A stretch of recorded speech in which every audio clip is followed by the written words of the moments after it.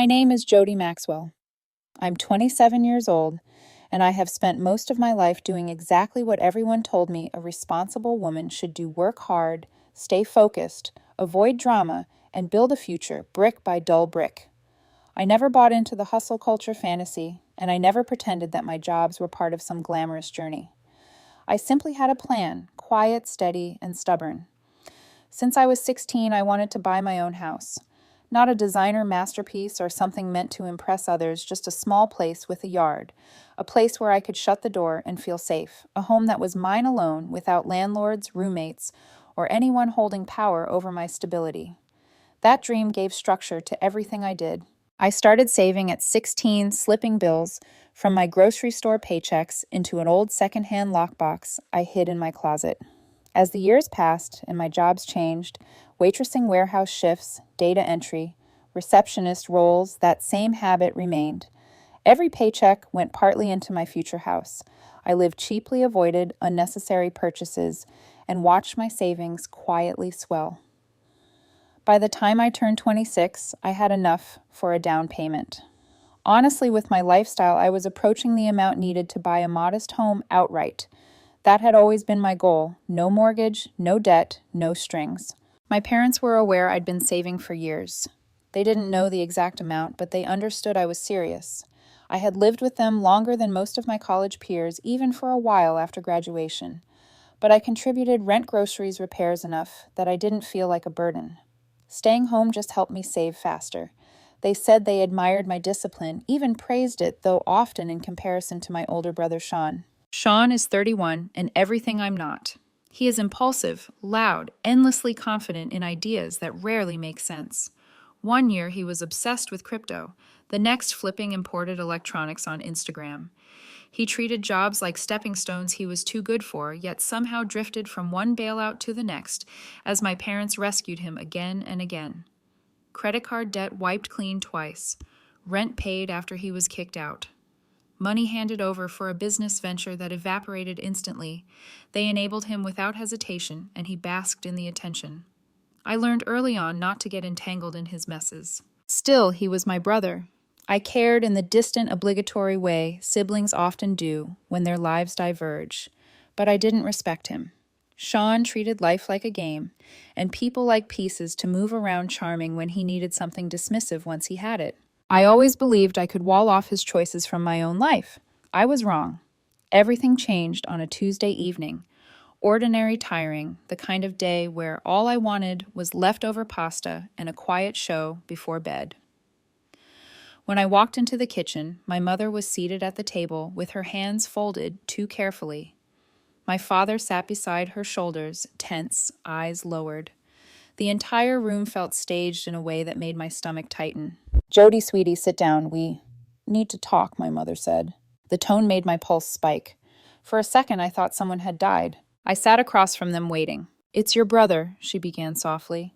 "Sean's in trouble, serious trouble." My father cleared his throat and added, "It's business-related. Some investors. Fraud allegations. Alleged for now."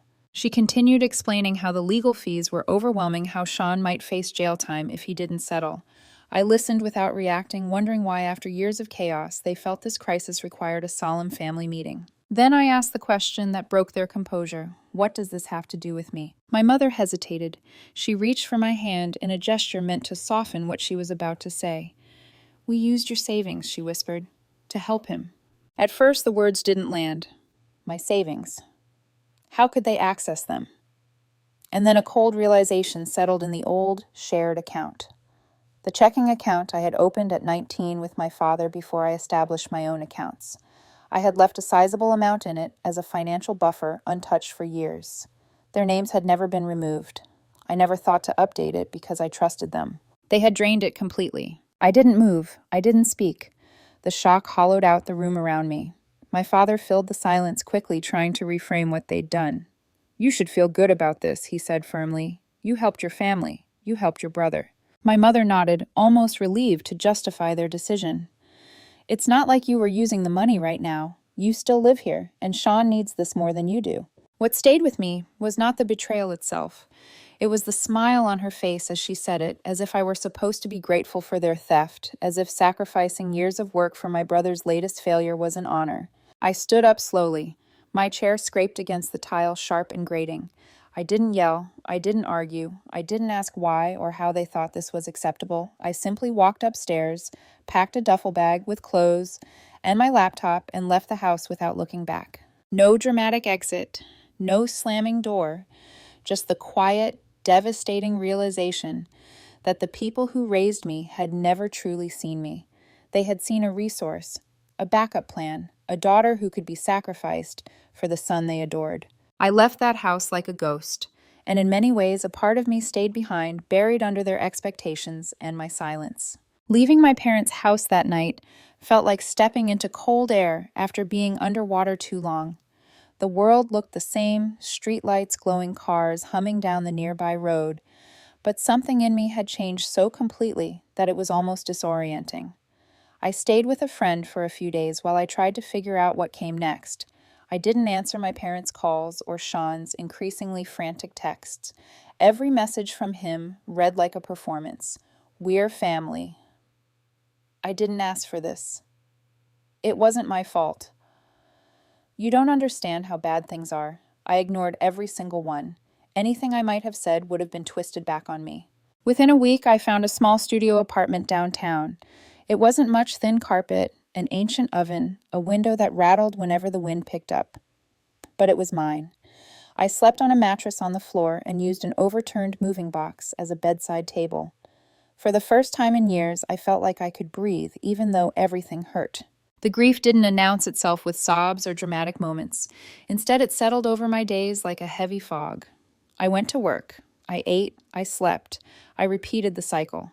I filed a police report, even though the officer explained that since the account had technically been joint, there wasn't much they could do.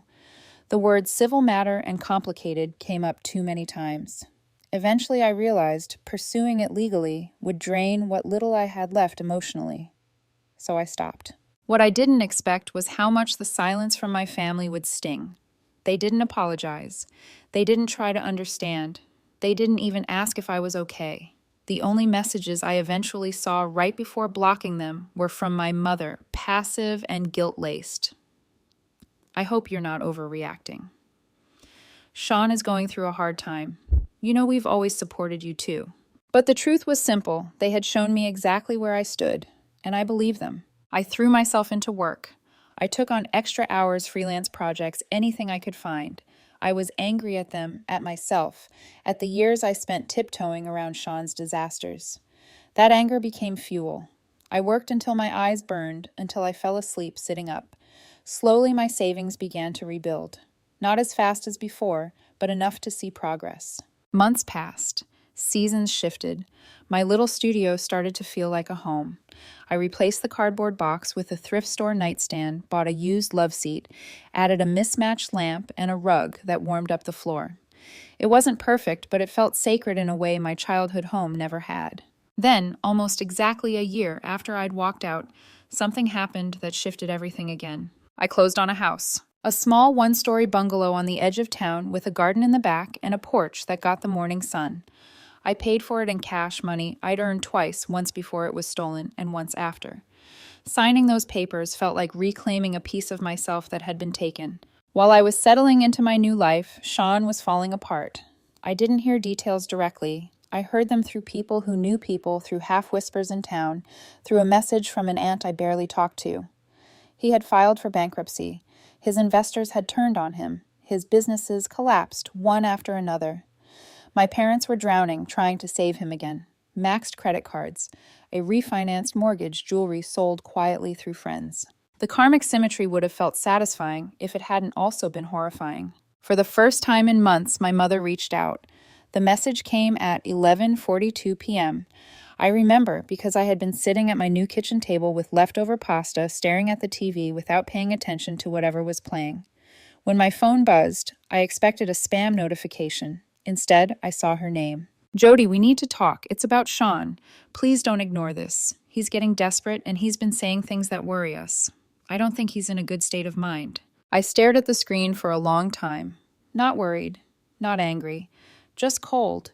It struck me how quickly concern emerged when their lives were at risk, not mine. I set the phone down without replying. The next morning, the message lingered in the back of my mind like a splinter. I didn't want to care, but guilt had been trained into me from childhood. Be the bigger person. He's going through a rough time. You're more mature. I hated how quickly those old scripts resurfaced. I didn't respond, but I found myself checking Sean's social media. Instagram gone. Twitter deleted. Facebook abandoned. His last post was a blurry picture of a luxury car with a motivational quote pasted over it, exactly the kind of thing he posted when he wanted the world to think he was thriving. He was vanishing in real time. A few days later, my father messaged me too. Jody, I know things are difficult, but Sean is saying strange things. He's paranoid. Please come by. Even if you don't talk to him, we need to see you. My father never sounded shaken, so the message should have rattled me. Instead, I felt nothing. I stayed silent.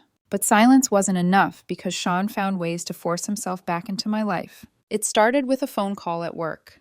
My manager approached me with a worried look and said a man in the lobby was asking for me, said he was my brother. I felt my stomach drop.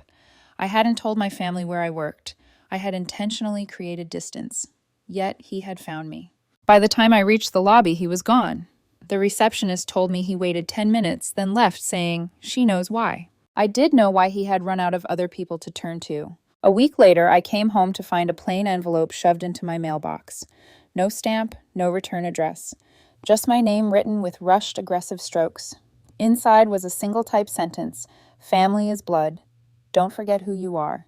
My hands shook, not from fear, but from something deeper: violation, inevitability. I bought security cameras the next morning. 2 days later, one caught footage at 3:17 a.m. of Sean standing on my driveway. He didn't knock. He didn't speak. He just stood there, staring at my house for nearly 5 minutes before walking away into the dark. That was the moment something inside me shifted. The betrayal of the money had hurt, but this was different. This was intrusion, a threat wrapped in silence. I finally called my parents. It was the first time they had heard my voice in over a year. My mother answered breathlessly, as if waiting for this exact moment. "Mom," I said, keeping my tone flat. "I saw Sean on my property at 3 in the morning. I have cameras." Her shocked gasp felt performative. "Oh my God, when? Why would he?" "I don't care why," I cut in. "If he shows up again, I'm calling the police, and I want all of you to leave me alone." "Jody, he's your brother," she said, like that single sentence should erase everything he'd done. "No," I replied quietly. "He's your son, and your problem." I hung up. For a few weeks after that, life almost felt normal again. I planted tomatoes and peppers in the backyard, cleaned up the garden beds, walked the property line with a sense of ownership I had fought hard to reclaim. For a moment, I believed the worst was behind me.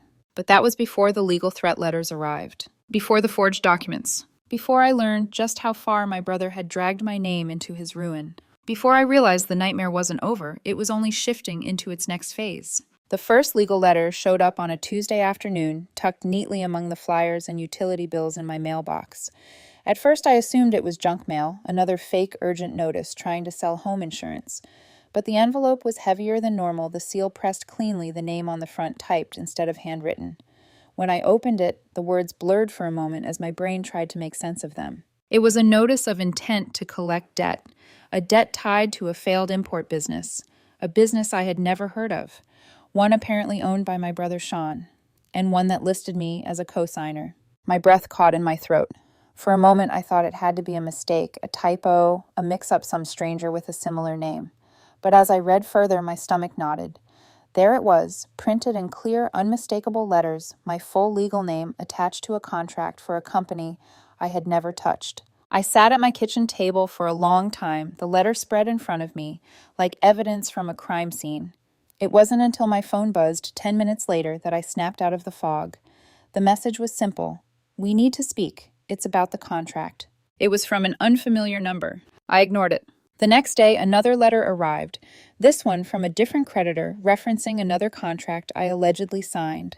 The wording was the same, the accusations the same. My name appeared everywhere, neatly typed, beneath a looping signature that wasn't mine. It took only 2 envelopes before dread sank its claws into me. Sean hadn't just stolen my savings. He had stolen my identity. 3 days later, I received the call that confirmed it all. A woman introduced herself as Valerie, an attorney representing one of Sean's investors. She was calm, professional, almost too gentle in the way she phrased things. I believe she said carefully that your name may have been used without your consent on several documents tied to your brother's business. Hearing someone else say it out loud made the room tilt slightly. I asked her to send the documents. When the email arrived, I opened the attachments with a sense of dread that felt almost physical. Page after page showed my forged signature, wrong slant, wrong curl, wrong pressure. Sean had always been good at mimicry. I remembered him forging our mother's signature to skip detention back in middle school. Back then it was a joke. Now it was a weapon. Valerie walked me through the process to dispute it, file affidavits, provide identifying documents, confirm handwriting samples. She was patient and reassuring, but I barely heard her. My mind was stuck on one nauseating truth. Sean had tied my name to his debts, his lies, his failures. If those creditors had acted faster, my credit, my home, my job, everything I had rebuilt could have collapsed overnight. After the call ended, I closed my laptop and sat in the dark for a long time. The rage didn't hit me immediately. Neither did the fear. What came first was a hollow numbness, as if my body had turned to glass, and the slightest touch would shatter me. I didn't cry. I didn't move. I simply sat feeling a quiet devastation settle in places I didn't know existed. Over the next few weeks, more letters arrived, more documents, more proof that my brother had turned me into a shield against his own recklessness. Some creditors backed off once I sent the legal filings. Others continued to push, hoping I would pay just to make the problem disappear. I learned quickly who responded to reason and who responded only to threat of consequence. The barrage didn't stop there. One afternoon, I found a handwritten note taped to my front door. The message was sloppy, all capital letters written with the kind of pressure that tears the paper. This is what happens when you abandon family. My hands shook when I removed it from the glass. I installed another camera that same day. My relationship with sleep dissolved. Some nights I stayed awake until dawn, staring at my ceiling, convinced I heard footsteps outside. Other nights, exhaustion knocked me out, only for me to wake up gasping from nightmares. Sean standing over my bed, my parents scolding me for being ungrateful, papers burning, locks breaking. I didn't tell anyone, not my coworkers, not the few friends I still kept in touch with. I didn't want pity. I didn't want to explain. I didn't want to hear the question, why would your own brother do something like that? Because I didn't know, or maybe I did know, and I just didn't want to say it out loud that Sean had never loved me in the way siblings are supposed to. I had always been the backup plan, the safety net, the person he expected to catch him when he fell. And when I stopped catching him, he didn't just fall. He dragged me down with him. One night, around 2 a.m, exhausted from sorting through scanned documents, I broke down. Not with dramatic sobs, but with a quiet, breathless collapse. I sat there on the couch, staring at yet another forged contract, and felt something inside me crumble. It was grief and rage and disbelief and the crushing realization that my family had never seen me as a person, not really, only as a resource. A strange clarity followed the breakdown. The next morning I made a list, not of revenge, not of fantasies, but of actions I could control. Change phone number, freeze credit, set up comprehensive financial alerts, secure my house title in a trust, contact an attorney to prepare documentation preemptively, reorganize every part of my life so no one, not my family, not anyone, could ever touch my identity again. Then impulsively, but somehow inevitably, I added one more item, get a dog. It sounds trivial compared to forged documents and legal threats, but I wanted something in my life that was uncomplicated, consistent, and real. That weekend, I visited a local shelter. A retriever mix with floppy ears and 2 big eyes walked right up to me, leaned against my leg, and sighed like he had already decided we belonged to each other. I named him Rowan. He changed everything. Rowan gave structure to my days. Morning walks, feeding schedules, playtime in the backyard. He didn't care about lawsuits or betrayal. He cared that I existed and that I came home.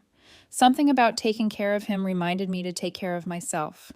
I started eating better, sleeping better, reclaiming small joys I had forgotten. I tidied the house more. I gardened. I ran. I rebuilt myself slowly, piece by piece. And as my life steadied, my work flourished. I revived my freelance projects and poured myself into them with a level of focus I didn't know I was capable of.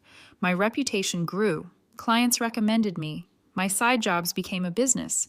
It felt clean, honest, and mine. For a moment, I believed things were settling, that the storm Sean created was finally fading. Then, one evening, Rowan barked at the window, ears up. A knock followed. When I opened the door, my breath caught. Sean stood on my porch. Not demanding, not smug, but thin, exhausted, and desperate. And he had come for help. That was the moment I knew this wasn't over. It was only shifting into its next darker phase. When I opened the door and saw Sean standing there, it felt like the past year collapsed into a single suffocating moment. He looked nothing like the confident, self-assured older brother I grew up with. His skin was pale and uneven, his hair unkempt, his clothes hanging off his frame as if he'd lost weight he couldn't afford to lose. The charisma he used to wield so effortlessly was gone. All that remained was a hollow version of the man who once manipulated everyone around him with a smile. He forced out a shaky breath. "Hey, Jody." Rowan positioned himself between us, hackles raised. I didn't tell him to move. I didn't respond right away. I just stared, taking him in. The way his eyes darted around as though he was checking for witnesses. The way he shifted his weight like his legs weren't steady. The way he avoided looking at the security camera above the door. "Can we talk?" he finally said. The last time Sean had tried to talk, he'd shown up in the lobby of my workplace uninvited. Before that, he'd left threatening notes. Before that, he'd forged my signature. His presence on my porch now wasn't a conversation, it was an intrusion. "What do you want?" I asked, my voice low. Sean swallowed hard. "Look, I know things have been bad between us. I know you're angry." He attempted a laugh, but it cracked halfway through. Honestly, I'd be angry too. But I didn't have anywhere else to go. He glanced past me into my house, clearly hoping for an invitation inside. I didn't offer one. "You drained my savings," I said flatly. "You forged my name on contracts that almost destroyed my credit. You showed up at my job. You stood in my driveway in the middle of the night, and now you want to talk." He winced. "I made mistakes, I know that." "Mistakes?" I asked. "Sean, you didn't spill coffee on my carpet. You committed fraud, multiple times." His jaw tightened. "You don't get how desperate things got." "No," I said calmly. "I don't. Because when I'm desperate, I work. I rebuild. You steal." He flinched, and for a moment I saw a flash of anger in his eyes, the old Sean underneath the exhaustion. But instead of lashing out, his shoulders slumped. "Mom and Dad kicked me out," he said quietly. "They said they can't help anymore. They're broke. Completely broke. They won't even let me sleep on the couch." He looked down at the ground, voice cracking. "I know you hate me, but I need help, Jody. Just something. Please." It hit me then that Sean wasn't here out of guilt or remorse. He was here because every other door had slammed shut, and mine was the only one he still believed he had a right to. His entitlement was still intact, just wrapped in desperation now. "You're not coming inside," I said. Sean raised his head slightly. "Why not? I'm your brother." That old line, the one he'd used my entire life, family loyalty as a weapon. "Because I don't trust you," I said simply. "Because you've made it clear that my safety, my peace, and my life means nothing to you." He opened his mouth, but I continued. "You forged my signature. You tried to tie me to your debts. You stalked my house. You left threatening notes. You have no idea the damage you've done. Not just financially, emotionally, mentally." Sean looked down, his fingers scratching the back of his neck, restless and twitchy. "I know. Okay, I messed up. I panicked. I didn't think it would go that far." "They always go that far," I said. Silence hung between us. Rowan growled softly, still guarding my legs. For a moment, I wondered if Sean would try to push past me. Desperate people don't always behave rationally, but instead he shifted back a step, defeated but still calculating. "I just need money, a little bit, or a place to stay for a few nights. I swear I'll figure things out." I stared at him, at the man who had spent his whole life taking from others without ever thinking about the consequences. And for the first time, I didn't feel guilt. I didn't feel sympathy. I felt clarity, a hard, clean line that separated the person I used to be from the person I was now. "No," I said. His head jerked up. "What?" "No, I'm not helping you. I'm not giving you money. I'm not giving you a place to stay. I'm not giving you access to anything in my life ever again." His breathing sped up. He looked genuinely stunned, as though he'd never considered the possibility of me saying no. "You can't just—" I interrupted, and I am. He rubbed his face with both hands, pacing a small circle on my porch. "Jody, please. Please. I wouldn't be here if I had any other options." "And none of this is my problem," I replied. He stopped pacing. The desperation slipped from his expression, replaced by something harder, darker. For a split second, the mask dropped. I saw resentment, fury, the belief that I owed him.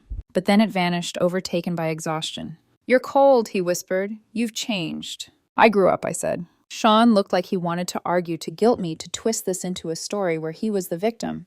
But he couldn't find the words, or maybe he finally realized they wouldn't work here. I stepped backward and put a hand on the door. "Leave," I said, "and don't come back." He stared at me, disbelief etched into every line of his face.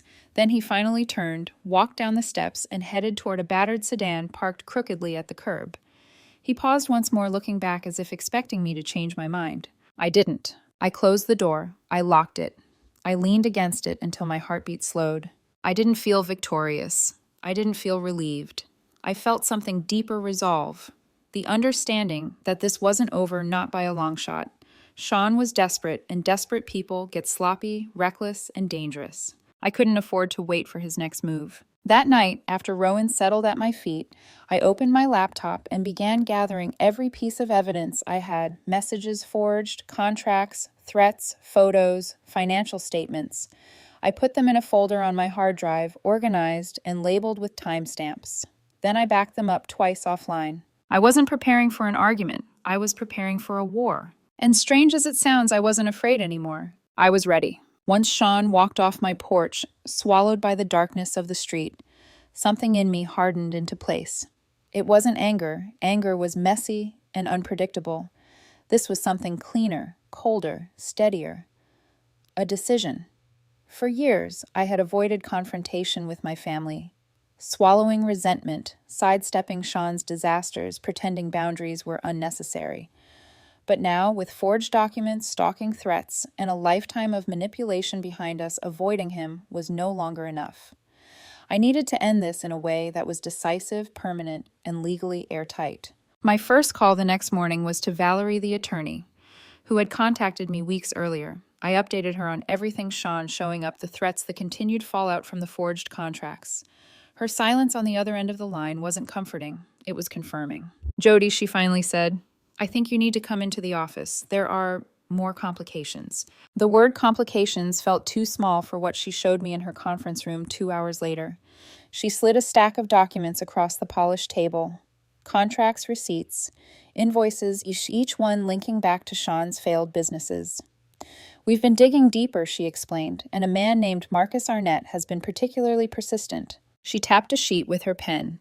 "He claims to have invested $85,000 into one of Sean's ventures.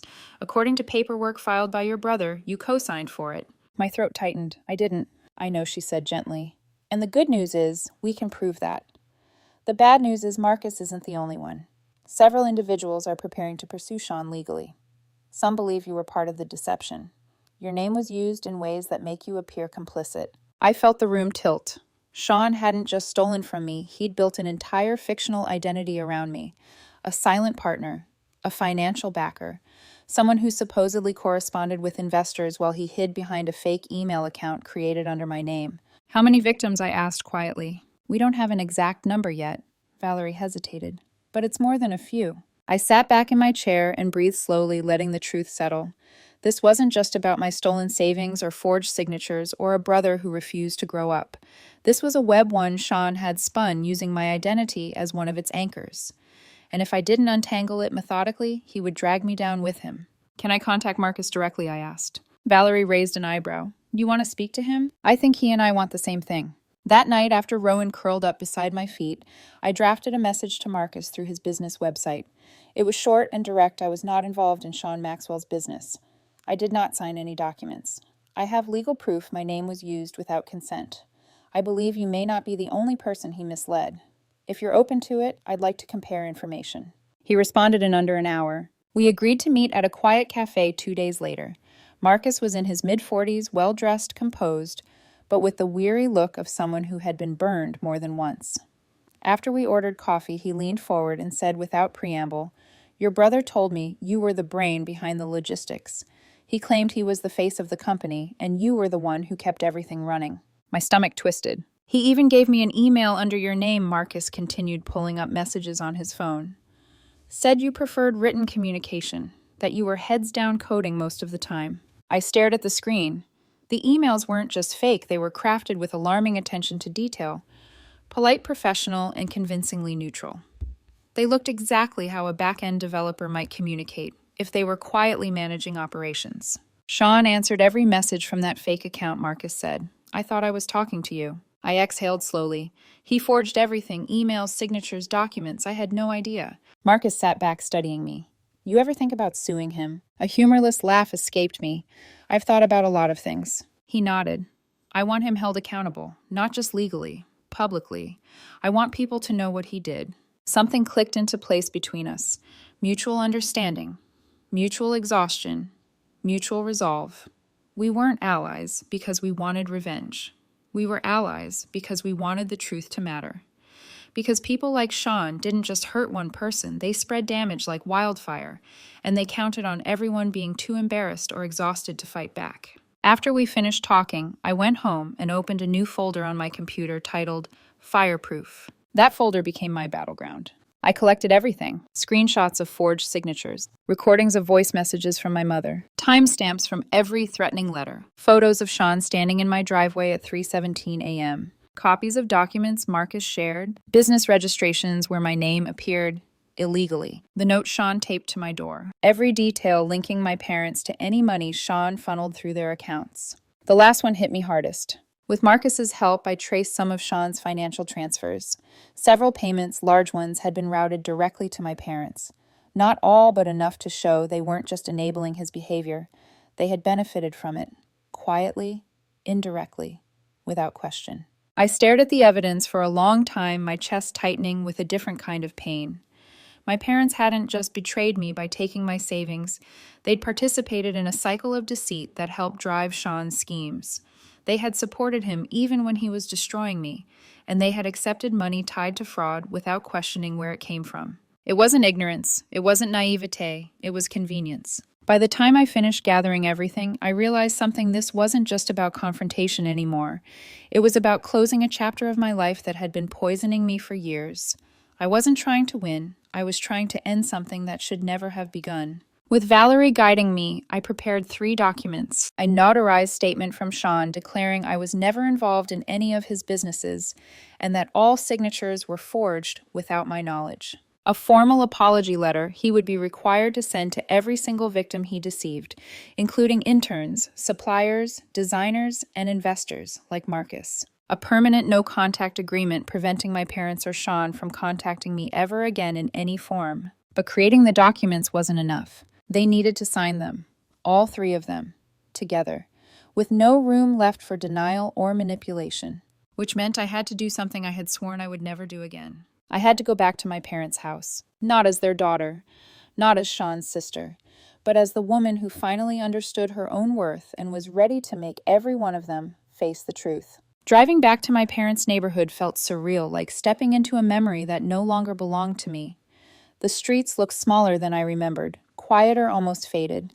I hadn't been there in nearly 2 years, and in that time, something inside me had shifted so drastically that returning felt like visiting the ruins of a former life. Rowan sat in the back seat, watching the passing houses with calm interest. His presence grounded me. When I pulled into the cul-de-sac, I sat for a moment with my hands on the steering wheel, staring at the house where I grew up: beige siding, green shutters, a leaning mailbox my father never bothered to fix. All the familiar imperfections were still there, unchanged, as if waiting for me to resume a role I had outgrown. But I wasn't coming back to be their daughter. I was coming back to end something. The front door opened before I could even get out of the car. My mother stood there frozen, her face tightening, with a rush of emotion I couldn't decipher: relief, shock, guilt, maybe all 3. My father appeared behind her, his arms crossed stiffly, wearing the expression of a man trying to hold himself together. I walked up the driveway with Rowan trotting at my side. When I reached the porch, my mother whispered, "Jody, you're here." "Yes," I said, "we need to talk." She stepped aside immediately. My father didn't say a word. I entered the house, and the familiar scent of old wood and lemon cleaner wrapped around me like an unwelcome memory. The living room looked almost exactly the same: dim light filtering through half-drawn curtains, stacks of unread mail on the coffee table, my mother's decorative candles lining the shelves. But one detail stood out: an oversized hoodie draped over the recliner, unmistakably Sean's. I took a seat on the couch. Rowan positioned himself at my feet again. My parents remained standing, uncertain, as though unsure whether they were about to receive tragedy or confrontation. "Where is he?" I asked. My mother looked toward the hallway.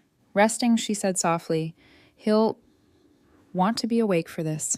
I kept my expression neutral. "Go get him." She hesitated, but eventually nodded and disappeared down the hallway. I heard murmured voices, a door opening, then slow footsteps returning. When Sean stepped into the living room, it was like seeing the ghost of someone I used to know. He looked worse than he had on my porch. Hollow-eyed, unshaven shoulders slumped. His hoodie hung off him like it was swallowing him whole. If my parents hadn't been standing behind him watching, he might have turned around and gone back to bed. He didn't sit, he just stared at me warily. "I thought you made it clear last time," he muttered, avoiding my eyes. I stood slowly. I did. "But I'm not here because of you. I'm here because this needs to end." My father shifted his weight, his jaw tightening. "If this is about the money—" "It's not," I said sharply. "It stopped being about money a long time ago." I reached into my bag and pulled out the thick folder I had prepared. It hit the coffee table with a heavy sound.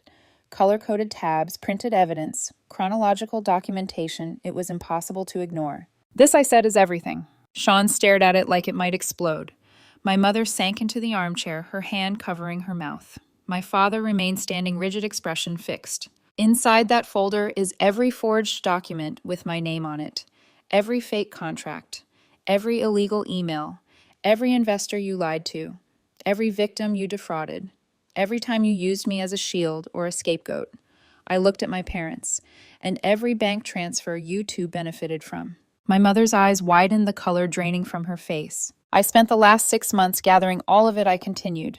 "With attorneys, with the people you hurt, with financial records and legal consultations. What's in that folder is enough to put you, Sean, under investigation for a long time." Sean swallowed hard. What do you want from me?" "3 things." I laid the documents on the table one by one. "First, you will sign this." It was the notarized statement clearing me of all involvement, acknowledging every forged signature and fraudulent use of my identity. He stared at it as though the words might bite. "Second, you will write formal apology letters, real ones, not empty excuses, and send them to every single person you deceived. Investors, interns, designers, suppliers.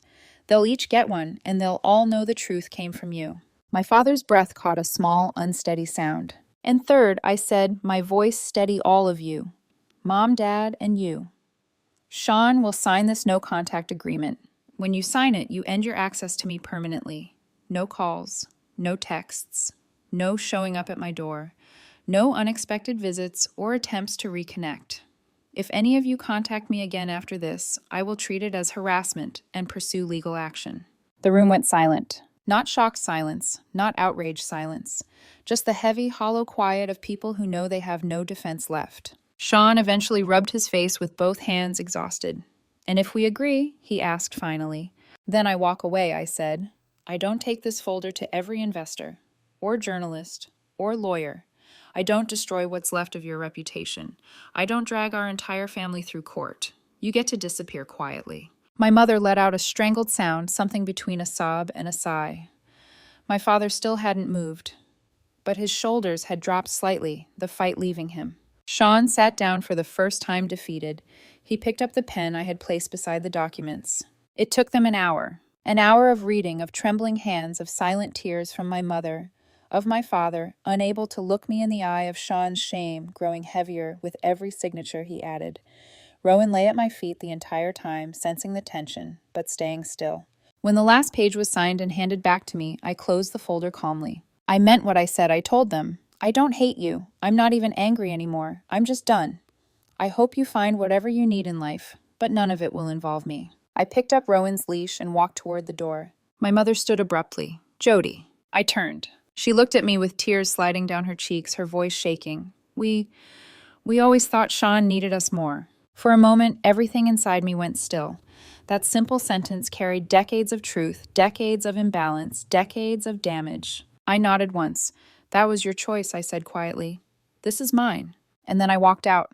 The sunlight hitting my face as I stepped onto the porch felt like a different world entirely. A world that belonged to me, and me alone. In the weeks after walking out of my parents' house for the last time, my life settled into a strange mixture of stillness and quiet momentum. There were no dramatic shifts, no explosive confrontations, no final messages from Sean or my parents. Everything simply stopped. The silence I had once feared felt different now, not threatening or heavy, but clear, clean, almost peaceful. It was the kind of silence that follows a storm once the skies have finally exhausted themselves. The first sign that things were truly changing came a few days later when Valerie called to confirm that all the legal filings were processed. My name was officially cleared from every fraudulent contract. The forged signatures were formally documented and closed. The debt collectors backed off. The creditors removed me from their records.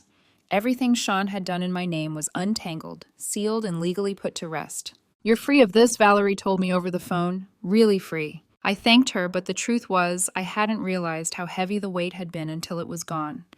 I slept better that night than I had in years. Apology letters were sent next, individually, formally, with Sean's signature on each one. Marcus emailed me a picture of the letter he received.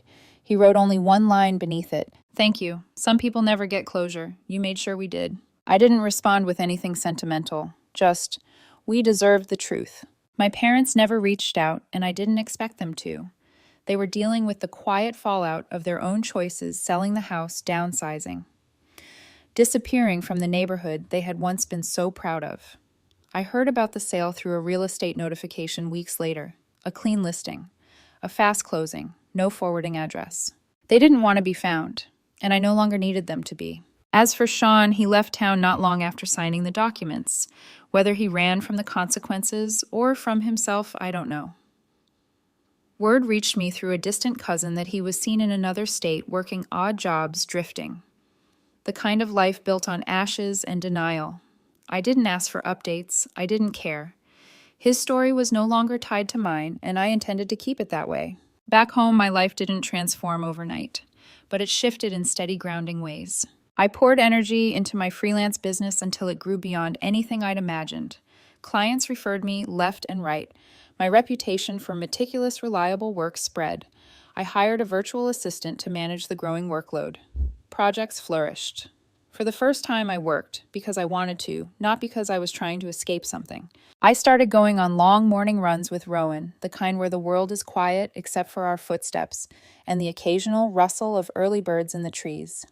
He became my anchor, a constant reminder of the life I was choosing to build, deliberate, peaceful mine. I upgraded my kitchen, painted the walls warm colors, replaced my old thrift store couch with one I actually loved. I planted an entire row of tomatoes, peppers, and herbs in the backyard, expanding the small garden I'd started months before. Every time something sprouted tiny green shoots, pushing through soil, it felt symbolic, like pieces of myself were growing in ways they never had space to before. I even hosted small dinners with friends, real friends, people who didn't expect anything from me except my company. We laughed, cooked, shared stories, talked about work and life and silly things that had nothing to do with trauma or survival. I learned what it felt like to be surrounded by people who valued me for who I was, not what I could provide. The peace wasn't dramatic. It didn't arrive with fireworks or grand revelations. It came gently, gradually, through the accumulation of small choices, locking my own door, waking up in a home I bought twice, through my own resilience, drinking coffee on my porch without flinching at every sound, watching Rowan nap in sunlit corners of the living room, sharing meals with people who offered warmth instead of demands. There were moments sometimes when memories crept in, a phrase my mother used to say, a story about Sean from childhood, the echo of being told to be the bigger person, and for a second something inside me would ache, not for them, but for the version of myself who had believed that loyalty meant sacrifice and that love meant silence. But then I would look around at the life I had built alone, quiet, stable, safe, and the ache would fade into a simple understanding. I had survived what they put me through. I had rebuilt what they destroyed. And I had grown into someone they couldn't recognize because they had never taken the time to see her in the first place. I didn't win with revenge. I didn't win with anger. I won by choosing myself. I won by walking away. In the end, the story that had begun with a stolen savings account and a broken trust became something else entirely, a reminder that blood may be blood, but family is chosen. And peace isn't given, it's built. Brick by brick, decision by decision, day by day. My name is Jody Maxwell, and the life I have now is mine, every inch of it, every quiet morning, every steady breath, every step forward. I took back my story, and I wrote the ending myself.